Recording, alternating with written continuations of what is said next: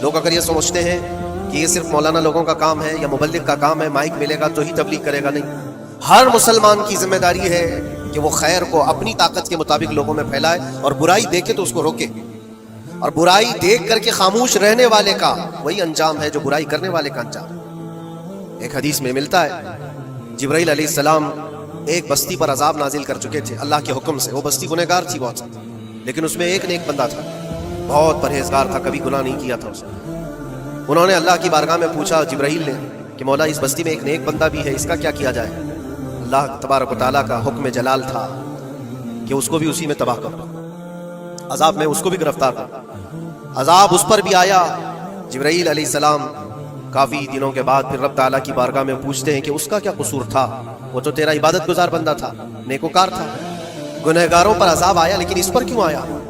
اللہ نے فرمایا وہ نیک تو تھا لیکن اس کی آنکھوں کے سامنے برائیاں ہوتی تو اس کو کچھ فرق نہیں پڑتا تھا، یہ دیکھتا اور خاموش رہ جاتا تھا۔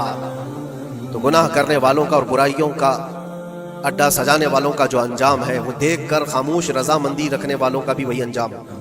اس لیے امت کی ذمہ داری ہے یہ کہ آپ اپنے ارد گرد اگر برائیاں دیکھیں اور غلط بات دیکھیں تو اس کو روکیں، اور روکنے کی آپ کے پاس جیسی طاقت ہو، زبان سے روک سکتے زبان سے، ہاتھ سے روک سکتے ہاتھ سے، یہ دونوں کی طاقت نہیں ہے تو دل میں برا جان کر اس جگہ سے اٹھ جاؤ، اس جگہ کا بائیکاٹ کرو، یہ تو کم سے کم کر ہی سکتا ہے انسان۔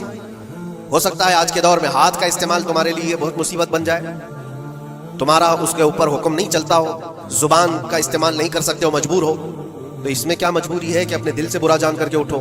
اور یہ بھی نہیں کرتا تو سمجھ لو کہ ایمان کا آخری حصہ بھی اس کے دل سے چلا گیا۔ ایمان جس کے پاس تھوڑا سا بھی باقی ہے وہ برائیوں کو دیکھ کر کے وہ برانگیختہ ہوگا، اس کی طبیعت برائیوں کو دیکھ کر کے ماننے کو کبھی تیار نہیں ہوگی۔ اس لیے خیر امت کا جو سٹیٹس ہے اس کو مینٹین کرنا ضروری ہے۔